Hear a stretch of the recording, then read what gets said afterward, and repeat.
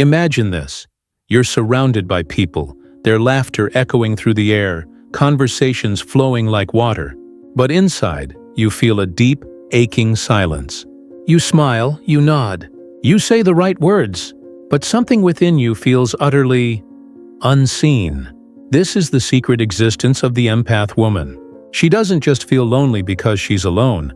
She feels lonely even in a crowd, because her soul operates on a frequency most people can't hear. And in a world that worships noise, that silence becomes her curse. Carl Jung once said, "Loneliness does not come from being alone, but from being unable to communicate the things that seem important to you." For the empath woman, this is her daily reality. Her heart holds galaxies of emotion, but most people can only swim in shallow waters. She feels everything: the tension in someone's smile, the sadness behind their laughter, the storm behind their eyes. She can sense what people hide even from themselves. And though this gift sounds poetic, it often isolates her from the very world she longs to connect with. But here's the part nobody tells you. The empath woman's loneliness isn't random. It's initiation. It's the soul's way of forcing her inward, deeper into her own psyche, so she can discover who she truly is beneath the layers of others' emotions.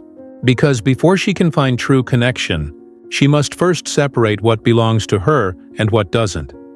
And that's not easy when your entire identity has been built around feeling everything for everyone. When she was young, she probably noticed things others didn't. The quiet child who could sense when her parents were arguing even behind closed doors. The one who took on everyone's pain because she thought love meant healing them. This is how the empath's aloneness begins. Not as isolation, but as hyperconnection. She feels so deeply that she loses herself. Over time, she realizes no one ever feels her in return. People love her warmth but rarely understand her depth. They come to her for comfort, for advice, for emotional shelter, and she gives it endlessly.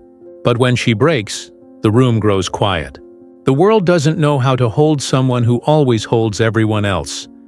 Mini hook. This is where her loneliness starts to feel cosmic, because deep down, she begins to suspect she's not just different, she's from another world entirely. That her sensitivity, her intuition, her ability to sense truth beneath words isn't a flaw, but a form of ancient wisdom. Jung might call this the archetype of the old soul, the psyche that has lived many lives, carrying unconscious memory of collective pain. Such souls often incarnate into this world not to fit in, but to bring healing. And healing, as Jung reminds us, begins with confrontation, with pain, shadow, and separation. So she withdraws, slowly, deliberately, not because she hates people, but because she needs to hear her own thoughts again. The empath woman's solitude isn't avoidance, it's self-preservation. Every empath knows this truth instinctively. Being around the wrong energy feels like drowning in invisible waves. Solitude becomes oxygen. Silence becomes medicine. But with that healing comes another layer of sorrow. The realization that few will ever truly see her. Most only see the version of her that meets their needs. And yet, within this loneliness lies the seed of awakening. Because in the stillness of being unseen, she begins to see herself. She starts to notice the difference between empathy and enmeshment, between compassion and codependency. She begins to understand that her gift isn't meant to make her a savior. It's meant to make her aware. This awareness is what Jung called individuation, the process of becoming whole by integrating what lies beneath the surface of consciousness. But here's where the paradox deepens. The more she awakens, the lonelier she becomes. Because with every layer of awareness, she distances herself from the illusions that keep others comfortable. She sees manipulation not as malice but as unconsciousness. She sees fear behind aggression, pain behind arrogance, and emptiness behind control. And when you see that clearly, you can't unsee it. So she walks through life feeling both connected to everyone and belonging to no one. Mini hook. But here's the psychological twist. Her loneliness isn't punishment, it's protection. The universe isolates her not because she's unworthy of connection, but because premature connection could destroy her sensitivity. She's still learning energetic boundaries, still learning that empathy without discernment becomes self-sabotage. Until she masters that balance, her solitude acts as a cocoon, preparing her to emerge not as a wounded empath, but as a conscious one. During this time, she might lose people, friends, partners, even family members. They might say she's changed, become distant, or too spiritual. But what's really happening is energetic dissonance. When an empath begins to heal, her vibration no longer matches the frequency of dysfunction. Those who once fed off her energy sense that shift subconsciously and either withdraw or lash out. But the empath woman, though heartbroken, begins to see the higher purpose. This isn't rejection, it's refinement. Her soul is being pruned for expansion. And then, something strange begins to happen. The same loneliness that once felt unbearable now starts to feel sacred. The silence that once tormented her becomes soothing. She realizes that solitude isn't the absence of love, it's the presence of truth. And in that space of aloneness, she starts to hear a new kind of voice. Not external, but internal. Her intuition becomes louder. Her creativity awakens. Her dreams gain color and meaning. She starts to see how her pain has been guiding her toward purpose all along. This is the beginning of her awakening. The moment she realizes her loneliness wasn't a flaw, it was the training ground for her empathy to evolve into wisdom. Jung said that the privilege of a lifetime is to become who you truly are. And for the empath woman, that means walking through the wilderness of her own emotions until she no longer fears them. Mini hook. But the journey isn't over, because once she begins to embrace her solitude, the world starts to test her resolve. Old energies return. Familiar faces knock again. Loneliness whispers, "Maybe you should go back." But the empath woman knows better now. She's beginning to sense that her solitude was never about being alone. It was about making space for the divine to speak. There comes a night, quiet, endless, and heavy, when the empath woman finally breaks. It's not dramatic. It's not loud. It's the kind of breaking that happens in silence, when she realizes that no matter how much she gives, people still leave. No matter how much she listens, few truly hear her. It's the night she understands that her love cannot save those who are determined to remain unhealed. That's when her awakening begins. But not the bright, graceful kind. It's dark, raw, and disorienting. The kind that pulls her to the bottom of her soul before she can rise. Carl Jung called this descent the night sea journey, the symbolic death of the ego so the true self can emerge.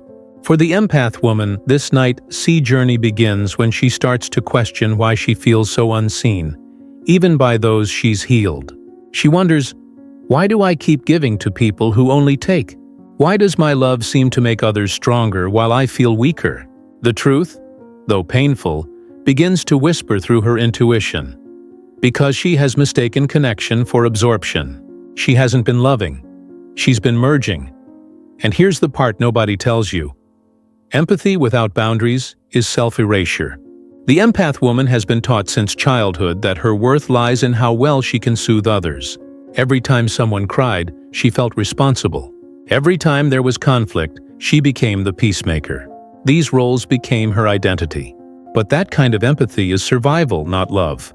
It's the pattern of a soul that learned early that being attuned to others was safer than being attuned to herself. Mini hook. And this realization shatters her. Because when she begins to pull her energy back, the world reacts. People she once held up start to crumble without her constant care. Those who depended on her emotional labor accuse her of changing. The empath woman feels guilty, almost sick, for choosing herself. But deep inside, something ancient awakens. It's the voice of her shadow. Jung described the shadow as the part of us that contains everything we've repressed. Our rage, our needs, our instincts, our desires. The empath woman's shadow isn't cruel. It's starving. Starving for self-recognition. For years she's hidden her shadow behind kindness. But now, her shadow starts speaking. It says, "I'm tired of saving everyone. I'm tired of being strong. I'm tired of pretending I don't need anyone." And for the first time she listens. This is her first act of rebellion, not against others, but against the false self she's been performing for years. At first it feels wrong to choose herself. Her programming screams that love must always mean sacrifice. But here's the psychological twist. Her healing depends on reversing that belief. Jung believed that transformation begins when the conscious mind confronts the unconscious truth. For the empath woman, that truth is this: she was never meant to carry everyone's emotions. Her sensitivity wasn't designed for servitude. It was meant for discernment. She's not here to heal the world by absorbing its pain, but to awaken it through her awareness. And that's when her loneliness transforms into solitude. She stops chasing people who misunderstand her. She stops explaining her emotions to those who mock her depth. Instead, she starts walking alone, slowly, deliberately, and with new eyes. The world looks the same, but she sees differently. Every interaction becomes a mirror. Every emotion becomes a message. She starts realizing how much of her suffering came from confusing empathy with enmeshment, mini-hook. But just as she starts to feel lighter, another truth hits her. She's been addicted to pain, not consciously but psychologically. Jung would say the psyche seeks wholeness, even through suffering. The empath woman's pain became her identity because it gave her purpose. It made her feel alive, needed, useful. And now, as she lets go of that identity, she feels empty, like a part of her has died. And in a sense, it has. The wounded healer inside her is being reborn as the conscious empath. This stage is the most dangerous part of her awakening. It's the in-between, no longer the giver she once was, but not yet the empowered woman she's becoming. She might feel lost, restless, or disconnected from everything, but that's because she's detoxing from emotional dependency. She's learning what love feels like without losing herself in it. Jung called this the integration of the anima, the process of reconnecting with the inner feminine, intuition, feeling, and self-trust. Now she begins to notice strange shifts. The people who once drained her no longer approach her as easily. The energy she used to unconsciously give away starts to build inside her. It feels foreign, powerful but unsettling. This is her energy reclaiming itself. And as she holds it, she begins to attract differently. Instead of broken souls needing rescue, she starts drawing people who reflect her new boundaries. But this shift also makes her even more aware of how unconscious most people still are. Mini-hook. This is where everything breaks. Because when you start seeing truth, you can't unsee the illusions. The empath woman realizes that most people don't want love. They want attention. They don't want healing. They want validation. And for the first time, she refuses to give it. Her silence becomes her boundary. Her distance becomes her protection. Yet this distance also deepens her loneliness, because now she sees through everyone's masks and very few through hers. But this time, her loneliness doesn't destroy her. It strengthens her. It becomes her training ground for intuition, discernment, and spiritual independence. Jung said, "The privilege of a lifetime is to become who you truly are." And that's what's happening here. She's meeting herself beyond her roles. In her quiet moments, she feels something divine stirring within.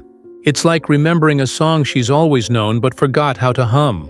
The empath woman realizes that her gift was never meant to make her a martyr. It was meant to connect her to the pulse of life itself. She begins to sense her intuition not as a burden, but as guidance. Her loneliness transforms into communion with something far greater. The collective unconscious Jung spoke of. The vast web connecting all souls. Mini-hook. But this realization comes with another test.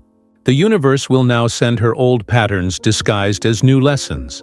The narcissist, the manipulator, the emotional vampire. They will reappear, but this time she will recognize them instantly. Not with bitterness, but with clarity. Because now she understands, every person who once drained her was her teacher, showing her where she had abandoned herself. When an empath woman begins to awaken, something powerful stirs within her, a kind of fire that she's never felt before. It doesn't come as rage or rebellion at first, but as clarity. For the first time, she starts seeing the patterns that shaped her entire life. Every friendship, every heartbreak, every toxic cycle, they all begin to make sense. She realizes she wasn't cursed with feeling too much. She was chosen to perceive what others deny. And that realization, though liberating, changes everything. She begins to see herself as she truly is. Not the caretaker, not the savior, not the fragile soul others labeled her as, but as a mirror of the collective unconscious. Carl Jung once said that the meeting of two personalities is like the contact of two chemical substances. If there is any reaction, both are transformed. The empath woman has always transformed others, but now she's the one transforming. Her emotions, once overwhelming, begin to feel sacred, like messages from her higher self rather than burdens to suppress. But here's the part nobody tells you. This level of awareness comes with a price. Because when you begin to see your patterns, you can't unsee them. She notices how many times she gave her power away to keep the peace. How many times she said yes when her soul screamed no. She remembers how often she watered dead gardens because she was afraid to stop caring. And then the truth lands hard. Her love was never the problem. It was her fear of losing love that made her betray herself. Mini hook. This is where the old self begins to crumble. The empath woman can no longer live on emotional autopilot. The world she once knew starts to fall apart. Not externally, but within her perception. She starts to notice the hidden energy beneath every word, every gesture, every silence. She can feel truth vibrating underneath the lies people tell themselves. It's not just emotional sensitivity anymore. It's spiritual sight. But with sight comes solitude. Because the moment you start seeing beyond illusion, you lose your place in the world built on it. Jung believed that the process of individuation, the journey toward wholeness, always demands the death of the false self. For the empath woman, this means releasing the identity of the one who heals. She doesn't stop caring, but she no longer sacrifices her soul to prove it. Her empathy begins to mature into discernment, the ability to feel deeply without losing her sense of self. And that shift terrifies people who once depended on her emotional availability. As she reclaims her energy, old dynamics begin to collapse. The friend who only called when in crisis stops calling. The partner who relied on her emotional labor grows distant. Even family members may resent her new boundaries. But she holds steady, because she's beginning to understand something Jungian at its core. That everything she loses on the path to wholeness was never truly hers. She's not abandoning anyone. She's returning to herself. Mini hook. But this return comes with an eerie stillness. When an empath detaches from dysfunction, the silence that follows feels both beautiful and haunting. She begins to miss the chaos that once gave her purpose. But in that silence, she starts to hear the truth her soul has been whispering for years. You were never meant to be the balm for everyone else's wounds. You were meant to heal through becoming whole yourself. This realization changes her energy. Her presence starts to feel magnetic, not because she seeks attention, but because she embodies authenticity. People can sense it. The quiet power in her voice, the calm in her eyes, the depth in her stillness. She no longer absorbs others' emotions unconsciously. She reads them, understands them, but lets them pass through her. Her empathy becomes wisdom. Her intuition, once dismissed as overthinking, becomes her compass. And then one day, something miraculous happens. She no longer feels lonely in her solitude. The ache in her chest that once felt like emptiness transforms into peace. She begins to realize that what she thought was loneliness was actually space. Space that her higher self created to breathe, to create, to reconnect. She starts finding meaning in small things again. The sound of rain, the flicker of a candle, the way sunlight moves across the wall. These moments become sacred. Mini hook. But just when she feels she's found peace, life tests her again. Another person enters her life. Maybe someone charming, magnetic, and eerily familiar. They mirror everything she thought she'd healed. And for a moment she feels that old pull, the urge to fix, to understand, to save. But this time, something inside her pauses. Her intuition whispers, wait. She looks beyond their words and feels the vibration underneath. the hunger for her light, not her love. And she chooses differently. This is the turning point of her evolution, when empathy becomes strength instead of sacrifice. Jung wrote that, "Until you make the unconscious conscious, it will direct your life and you will call it fate." The empath woman begins to see how her old relationships weren't curses, but mirrors of her unhealed shadow. Each narcissist, each manipulator, each emotional parasite was her unconscious mind asking, "Will you choose yourself this time?" Now she finally answers, yes, and in that yes, she breaks the cycle that has haunted generations of empathic women before her. She starts creating from a different energy, not from pain, but from purpose.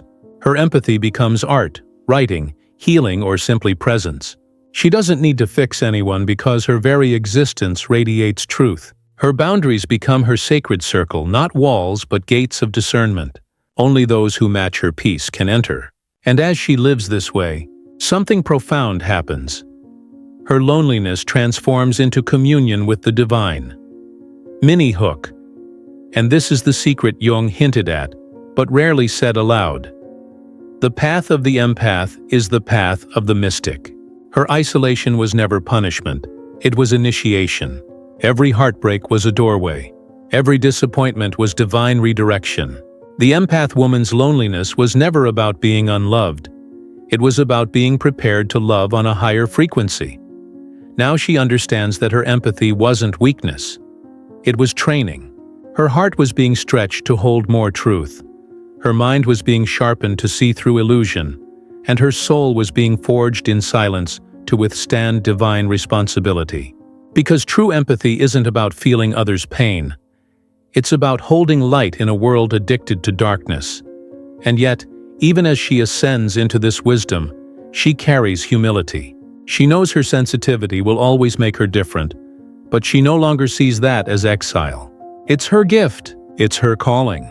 She doesn't chase belonging anymore because she's found home within herself.